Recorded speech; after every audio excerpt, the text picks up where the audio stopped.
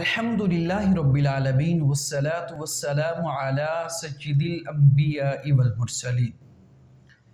مدینہ شریف کا سرد علاقہ، سنسان گلیاں، جس میں نہ چرند ہے نہ پرند ہے، نہ کوئی راہی ہے نہ کوئی انسان ہے، ایک آقا ہے اور ایک غلام ہے۔ آقا اور غلام کا چلنے کا انداز بتاتا ہے کہ کوئی خاص میٹنگ اور خاص سروے کے لیے جا رہے ہیں۔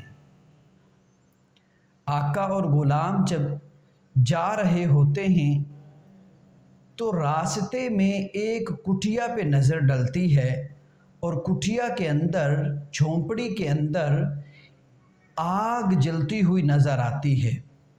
سرد علاقہ ہے، دور دور سے کوئی بندہ نظر نہیں آ رہا، لیکن اس جھونپڑی کے اندر آگ جلتے نظر آتی ہے۔ تو آقا غلام سے پوچھتا ہے کہ اسلم بتاؤ، اس جھونپڑی میں کون ہوگا جو آگ جلائے بیٹھا ہے؟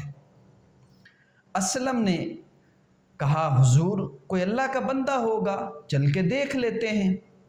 آقا اور غلام بڑے نازا سے چلتے ہوئے جھونپڑی کے پاس آتے ہیں۔ جھونپڑی کے پاس آ کر آقا اندر آنے کی اجازت چاہتے ہیں۔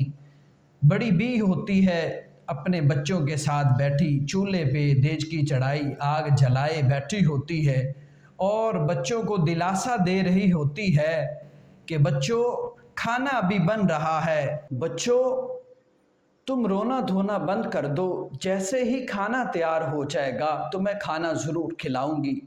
آقا نے اندر آنے کی اجازت چاہی تو بڑی بی نے اندر آنے کی اجازت دے دی۔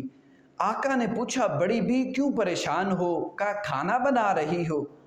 کہا تم کون ہو، تمہیں اس سے کیا مطلب؟ میں کھانا تو نہیں بنا رہی، لیکن دیج کی میں نے چولہے پہ چڑھائی ہے، اس کے اندر چند پتھر رکھے ہیں، پانی رکھا ہے، اس کو ہلا رہی ہوں تاکہ بچوں کا دل جو ہے وہ بہل جائے، بچوں کو حوصلہ ہو جائے کہ کھانا بھی بن رہا ہے۔ جب آقا نے پوچھا کہ کیا کھانے کا ساز و سامان نہیں ہے، تو بڑی بی نے بڑی بے دردی سے جملہ بولا، کہا ہم امیر المؤمنین کی دور حکومت میں رہ رہے ہیں، امیر المؤمنین کے ہم ماتحت ہیں، وہ ہمارے آقا ہیں، ہمارے مولا ہیں، ملجا ہیں، لیکن ان کو اپنی رعایا کی فکر نہیں ہے۔ تو آقا جو ہوتا ہے وہ پریشان ہوتا ہے اور افسردہ ہوتا ہے، اور پوچھتا ہے بڑی بی جو امیر المؤمنین ہیں اس کو بڑے کام ہیں، بڑے معاملات ہیں، وہ کیسے اپنی رعایا کا خیال رکھ سکتا ہے؟ لیکن امیر المؤمنین کے پاس اور بھی معاملات ہوتے ہیں۔ اور وہ آقا نے جب یہ جملہ بولا تو بڑی بی نے کہا تو ٹھیک ہے، پھر کل قیامت والے دن ہم امیر المؤمنین کا گریبان پکڑیں گے۔ اس پر آقا بڑا پریشان ہوتا ہے، فوراً جھونپڑی سے باہر آتا ہے، اور اسلم بھی آپ کے ساتھ آپ کا غلام ہوتا ہے، فوراً ہی دوبارہ مدینے کی طرف لوٹ جاتے ہیں، بیت المال میں جاتے ہیں۔ وہ آقا ہوتا ہے، غلام ہوتا ہے، بیت المال میں جا کر ساز و سامان کا جو ہے وہ پورا ایک گٹھا تیار کرتے ہیں، جس کے اندر آٹا بھی ہوتا ہے، کنستر بھی ہوتا ہے، دیگر لوازمات ہوتی ہیں۔ آقا غلام سے کہتا ہے اے اسلم اس سارے گٹھے کو اٹھاؤ، میرے کاندھوں پہ لاد دو۔ تو جو غلام ہوتا ہے وہ بڑا پریشان ہوتا ہے اور عرض کرتا ہے حضور آپ میرے مالک ہیں، آپ کا خادم، آپ کا غلام آپ کے دربار میں حاضر ہے، یہ ساز و سامان میں اٹھا لیتا ہوں۔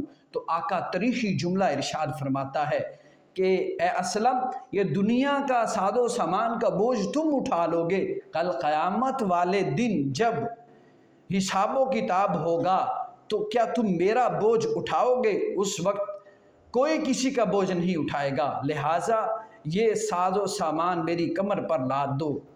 جب ساز و سامان آقا کی کمر پر لادا جاتا ہے، آقا فوراً جو ہے جھوپڑی کی طرف بڑھتا ہے، اور ساتھ غلام بھی دوڑا دوڑا جاتا ہے۔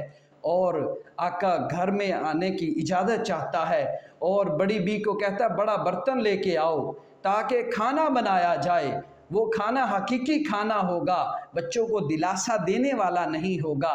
آپ نے بذات خود آقا نے اپنے ہاتھوں سے کھانا تیار کیا، آگ جلائی، اور آگ جلانے کا انداز کیا تھا کہ آپ جب آگ جلا رہے تھے تو آپ کی ریش مبارک داڑھی سے دھواں نکل رہا تھا اور ساتھ میں آپ کے آنسو بھی جاری تھے اور دل میں یہ خیال بھی کر رہے تھے، اے آقا جیسے بچوں کو رلایا ہے اب بچوں کو ہنساؤ بھی۔ کھانا تیار ہو جاتا ہے، بڑا برتن لایا جاتا ہے، کھانا ڈالا جاتا ہے تاکہ بچوں کو سرو کیا جائے۔ بچے کھانا کھاتے ہیں، پیٹ بھر کے کھانا کھا لیتے ہیں، کھانا کھانے کے بعد بڑے خوش ہوتے ہیں، پھر وہ آقا اپنے کندھوں پر بچوں کو سوار کر کے ان کو خوش کرنے کے لیے ان کے ساتھ کھیلتا ہے۔